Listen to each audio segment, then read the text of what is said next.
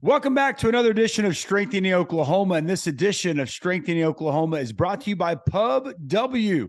Whether it is brunch, lunch, happy hour, or dinner, Pub W has it all. Visit pubw.com to find a location near you. Midweek, and we continue to recap a nice win in Ames, Iowa, 27-13, and a big reason why our man today, cornerback Woodi Washington. Woodi, great to talk with you, man. How you doing? I'm good. How are y'all? Fantastic and improving, man. Nice win off the bye. Got to feel good stacking some wins together now, 2 in a row. Sir, feels great. Yeah, and it's got to feel good making big plays early in the game. The interception on Iowa State's second play on offense in that game. But walk us through that play. Like, did you know that route was coming? Like, how were you able to put yourself in such a good position to make a play on the football? Honestly, it was just a play call that we got off the sideline. Ended up being a cover 3 call, and we actually played the wrong call to one side, and one side played the right Don't call. tell us that, Woody. I know. Tell us that. No. It is, I know, but it's kind of weird. But end up running a post route, and I'm in 3 deep, so I just jumped the post route and ended up being a good play to start the game off. It was a great play. From a confidence perspective, what does that do for you individually and just kind of setting the tone overall for the defense? How important is a play like that early on the road? I think it's definitely important. For my confidence, it was just like I made a play early. I'm like, yeah, I'm gonna lock down this game. It was already in my mind, and I mean, as far as the team goes, I think that set the tone for the team for sure. Gave us a lot of momentum. We ended up getting a field goal in that drive, but I think it set the tone for the game. You had another big play in this game. It was you and Xavier Hutchinson one-on-one on 4th down in the end zone, right? And is that, as a corner, I know how you guys are wired. Is that the kind of the situation that, you live for? Yes, sir, for sure. I was just about to say that. That's kind of the situations that we live for, especially end of the game. It's kind of if they score, then they could possibly get an onside kick and get the ball back. But in that moment, I just was over there. I was really on the other side of the field. JD called me over, like, Coach wants you to come over here. I'm like, all right, bet. And I kind of knew where route was coming. I thought it was going to be a slant because he lined up wide, but ended up being a back shoulder. I played both routes. Probably could have I probably could have got my weight down a little bit so he didn't push off much, but he ended up having too much worry about me and ended up falling down to the ground and made a good play by me. It was great, man. You were locked in all day long. There was another big 3rd down that you made. You drove on the football right there to make the play, get the defense off the field. Like, it just felt like you played as well as I've seen you play all season. They had, with some injuries, you had to move around, play some safety. How good does it feel when you're right there kind of at home at corner?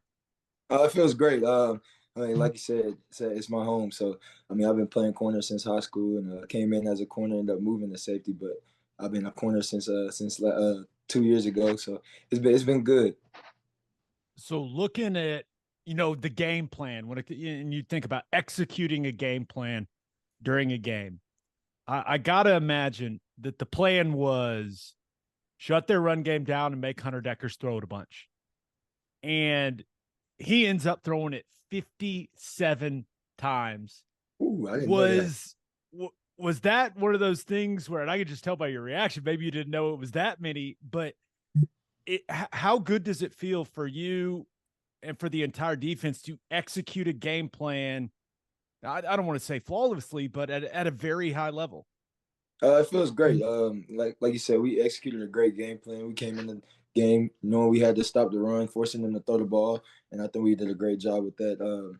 And as far as more to our game plan, it was about stopping number 8, and I think we did a great job with that as well. He got a few plays, a few catches, but I think we did a good job containing him and making sure he didn't have a lot of big plays during that game. No doubt. The big plays were had by you guys. You got the interception party started. Burrows had one. But how about Danny Stutzman's interception? Did you guys give him any kind of grief that not getting in the end zone, man? I was like, when he hit the sides, I'm like, come on, big man, get in the end zone. He got a stiffer on the quarterback or something right there. Dive or something. He got to get in the end zone on that one. You got to run through the quarterback. Yes. It's a quarterback. Yes. And I mean, Stutzman's a big guy. He's just got it. And now I will say he looked fast returning that thing. Yeah, he is. They Stutzman about a 4.5. He's pretty fast. Yeah, he can run. But, you know, kind of putting a bow on Iowa State, you guys had received a lot of criticism, right?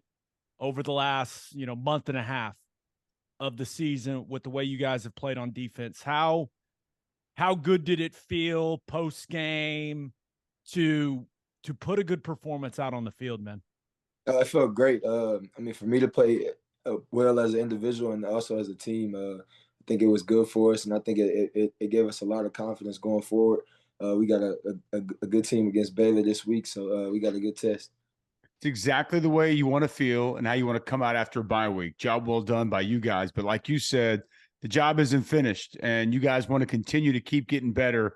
Baylor does come to Norman this weekend, and look, they're feeling good about themselves too. They just probably played their most complete, best game in Lubbock, Texas a week ago, showing they can go on the road and really play at a high level. As you popped in the tape of this Baylor offense, what jumps out at you here so far? The running game, really. They got some great backs, and even the receiving game. They're going to take some shots, and they're going to run a lot of two-man routes. We just got to execute the game plan and stop it. So speaking of that running game, my favorite play in all of football is outside zone. I call it God's play. I care that much about it. Now, when a team is, working the edges like that, do you go into a game like that with a different mentality at corner, knowing that, hey, I may have to be a little more involved in the run fit than I normally am? I mean, I kind of go into it like every game. I mean, because at some point in every game, you're gonna have to set the edge and stop the run.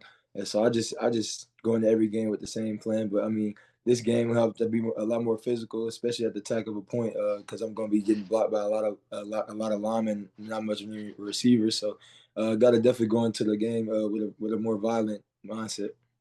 You mentioned your Gabe mentions God's play. Yeah. Richard Reese is the running back that's been getting it going. Freshman's been on point, man. He's stacking together some big games, especially the last two. They're feeding him the rock, and he's been highly productive. Now, he's smaller, undersized, more of a make-you-miss kind of guy. What does he look like on tape, and what will you guys have to do well to tackle him and limit his success running the football? He looks really good on tape, really fast. He breaks a lot of tackles, like you said. He's real shifty. So I think we just got to wrap up and make sure we get him down. If we do those things, I think we'll do a great job containing him. You mentioned the two-man route stuff from Baylor and the way that their offense coordinator, Jeff Grimes, builds a lot of things. It's all based on that wide zone concept, and then quite a bit of max protection from them. And then with those two-man routes, what type of speed does it look like they've got at wide receiver, right? Monterey Baldwin, Gavin Holmes, two guys that looks like that they can go a little bit. What have you seen as far as speed from them on tape?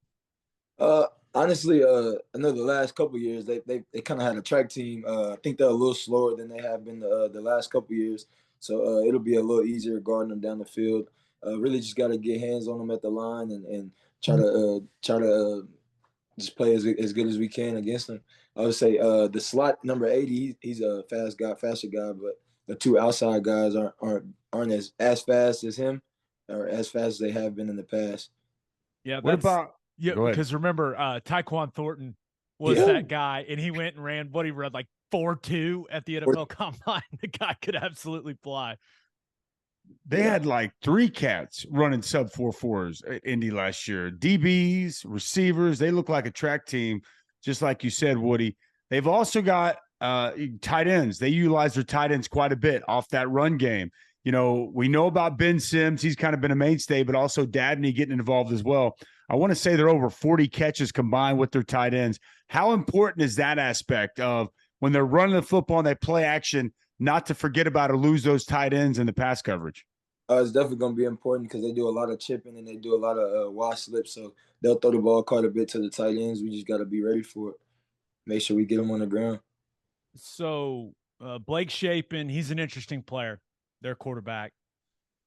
But he can move a little bit, right? Like I know that they want to run the ball and they want to play action and push it down the field. Like that's how the offense is designed. But we saw Max Duggan have some success with his legs. We saw Adrian Martinez have some success with his legs against you guys. How important is it for you guys to limit what Shapen can do with his legs in this football game? I think we just got to do a great job of when he is running the ball, just attacking the right angles, because I think that's a lot of times with the backers, that's what happens. They'll try to go take the running back on, the quarterback on with the wrong path, and he'll get around them and get to the outside or however it may be. But I think we just got to do a great job with angles and making sure sometimes we even have a spy on them. What's been the vibe at practice this week? You guys come off that bye, you get the win, guys, confident, fired up. I mean, just kind of, you guys had a tough 3-game stretch. This is called what it was. You got that nice win against Kansas before the bye. You come out with the win. Just kind of take us inside, if you can, the overall vibe inside the locker room out on the practice field this week. Team's definitely confident, have a lot of energy throughout the week, and I think we had our best Tuesday practice that we have in a while yesterday. Especially the defense just flying around, getting to the ball, and not giving up any plays against the scouts, or even when we went against the offense. So I think we did a great job yesterday at practice, and we just got to continue to do that. I have a question that really comes from the fact that I've never played corner in my entire life. Boot game. Baylor runs a ton of it, right? They fake the wide zone. They come out with boot game. Like, how do you play that at corner? Like, is that something you're seeing? Are you seeing through wide receivers and seeing the boot game, or how does that all work? It really depends on what coverage you're in. So if you're in like a cover 2, obviously you're gonna be looking inside, so you'll see it then. But just in man coverage, try to keep your eyes on your man. So that's the most important thing. So if you keep your eyes on a man, you'll know he's running the route and the rest of them are blocking. So if you just have great eyes and through everything, and I think you'll be good there. Can't wait to see what it looks like on the field against this offense coming up this week. Should be a great test for you guys. And if you're able to get a win, 3 straight against this football team would be job well done. Let's get to some fan questions brought to you by Love's Travel Stops. Visit loves.com for more information on the nation's leading travel stop network that's headquartered right here in the great state of Oklahoma. Howard F. asks, what's the biggest change you've made to your routine this season compared to past years? I would say my recovery and watching more film. I think the coaches do a great job of making sure we get our recovery in and making sure we're watching extra film. So really those 2 things. So I got to follow up on that.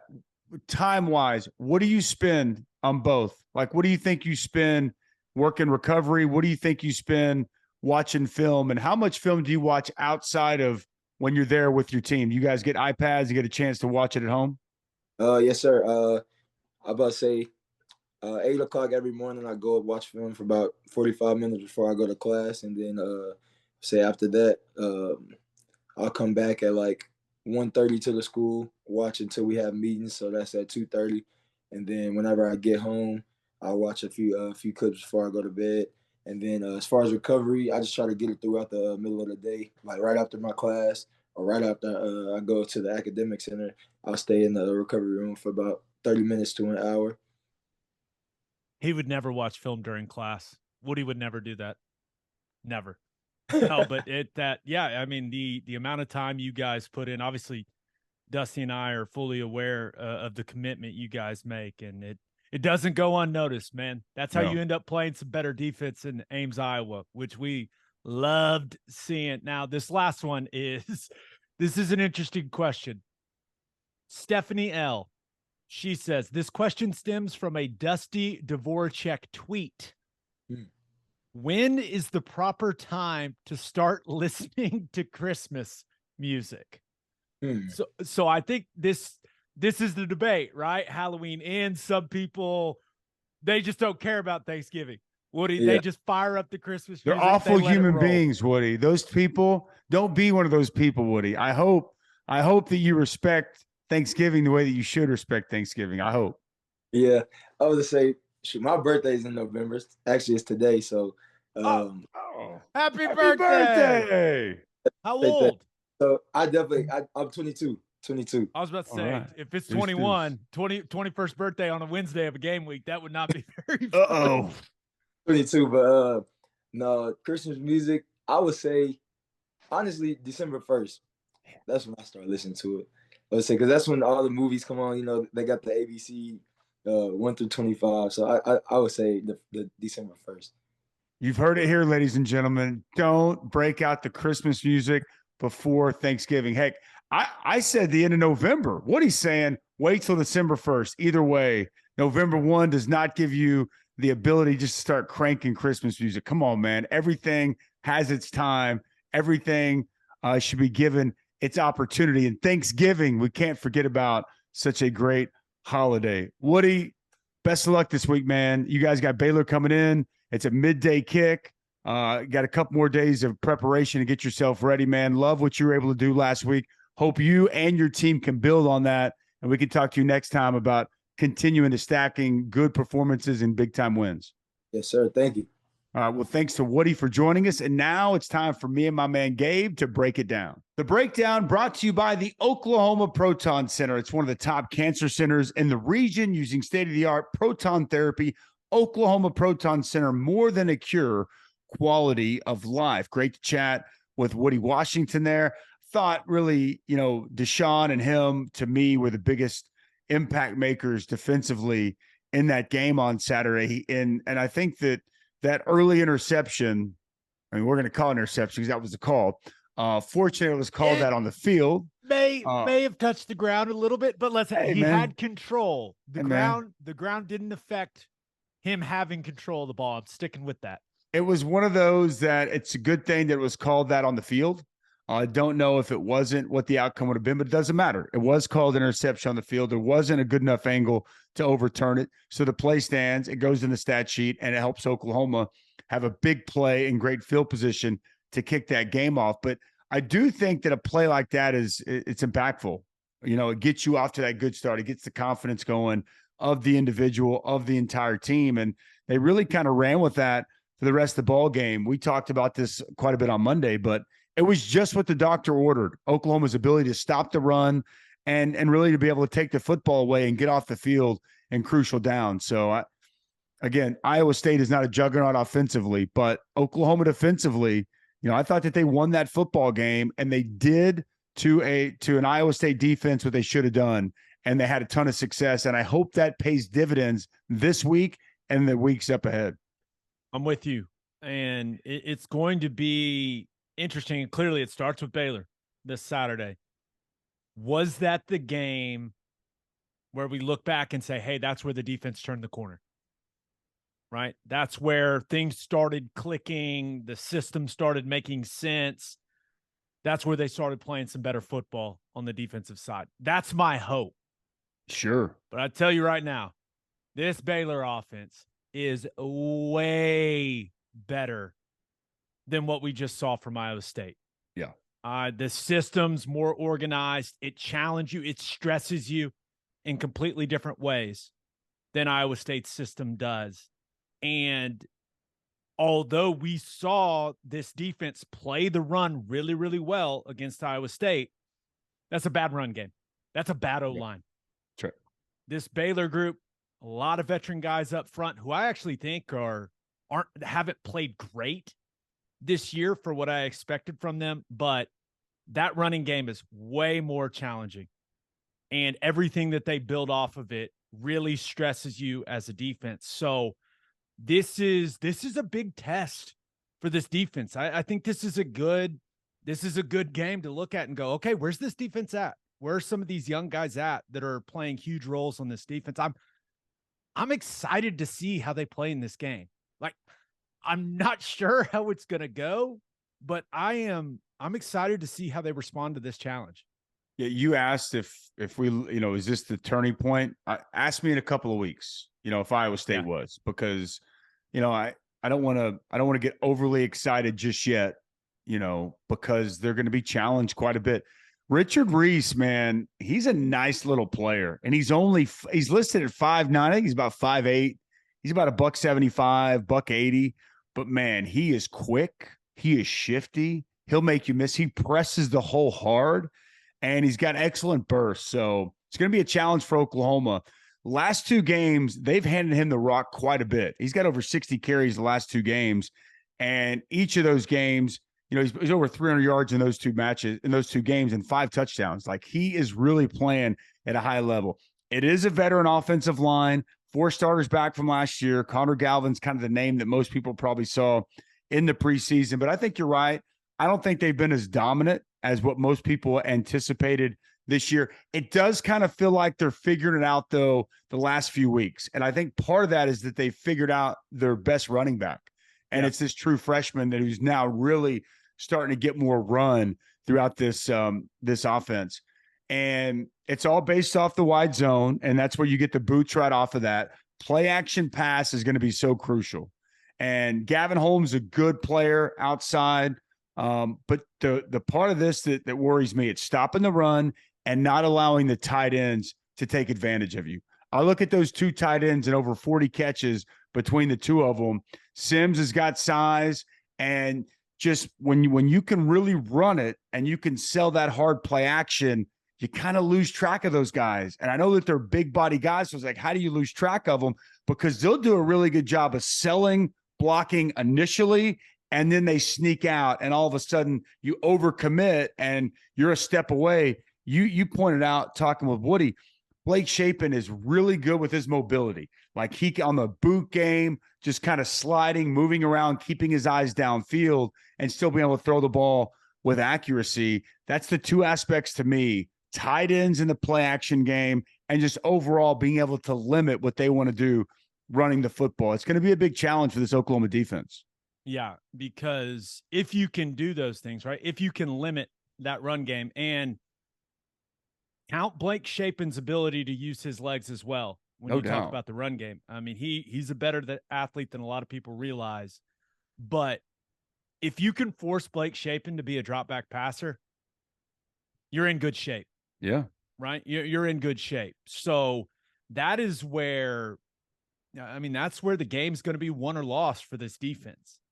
Can they slow this Baylor running game down? Who, you're right, Dusty, like, ever since they said, hey, Richard Reese is our guy, it started clicking a little bit. I will say, just from watching their offense extensively this week, and it's one of my favorite offenses in all of college football. I've talked about that a lot.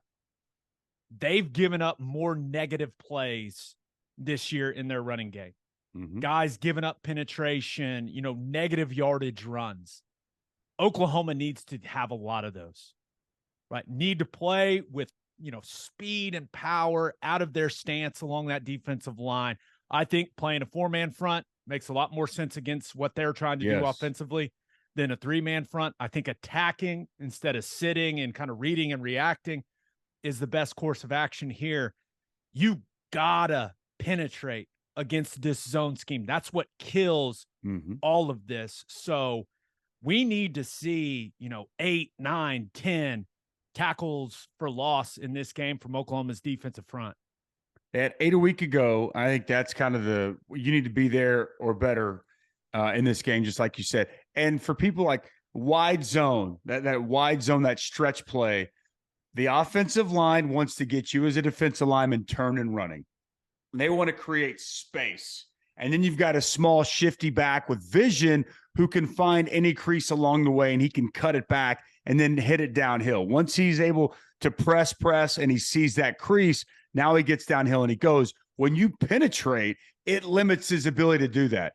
It makes a running back be a little bit more decisive sooner, and it can create, as you talked about, negative plays, which completely derail this outside zone scheme. That's what this defense is predicated on doing. So they need to do it, right? I mean, that's who they are. That's where they want to be. And look, are the run defense problems fixed? I don't know. It looked good against Iowa State, but it's looked bad quite a bit of the time in Big 12 play. This is going to be a huge test and a great measuring stick to see exactly where this defense is. I know this.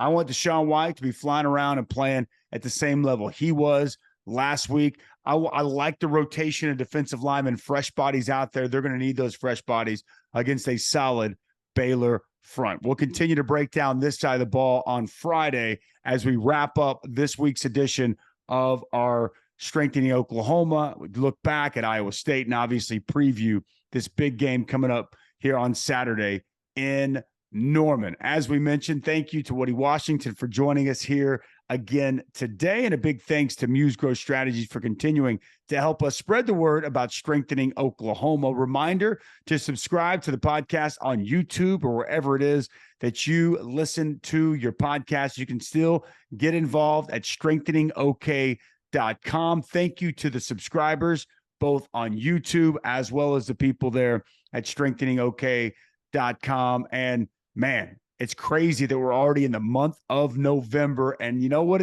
they say? We remember November. It'll be the same for this football team. How do they close out the season after midway through? There was a lot of question marks. Can they get on a roll and hit the postseason feeling good about themselves? We'll find out. And it all starts with a big test this week against Baylor. We appreciate you. We thank you. And we'll see you again next time right here on Strengthening Oklahoma.